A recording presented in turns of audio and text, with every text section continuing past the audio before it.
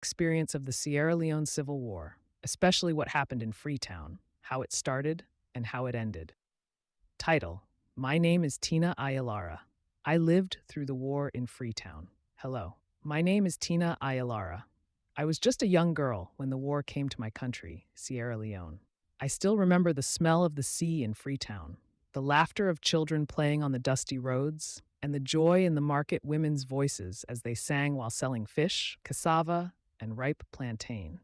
But all that peace was destroyed by war, and I will never forget how it started, how it swallowed everything. The war begins 1991. It was March 23rd, 1991, when the first signs of the war reached us, from a town called Bomaru, far from Freetown.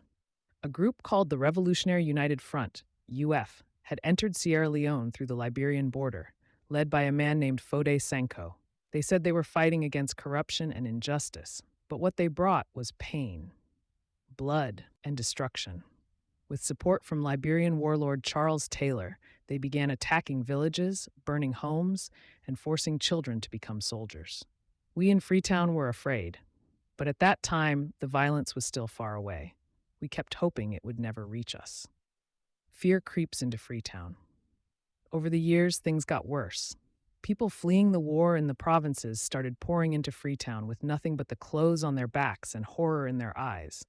They told stories of limbs being cut off, children being forced to kill, women being taken, and homes set on fire. Our hearts broke, but we were still holding on. Then in 1997, everything changed. A group of soldiers overthrew the government and joined hands with the rebels. That was when the war came knocking at the gates of Freetown. Black January, the City of Death, 1999.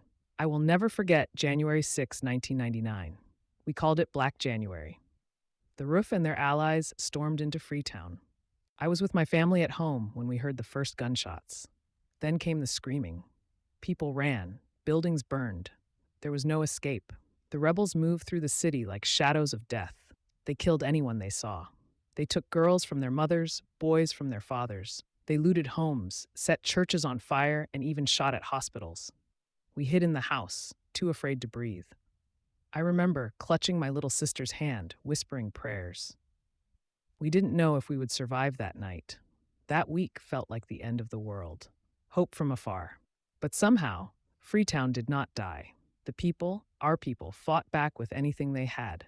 Then, in the year 2000, help finally came.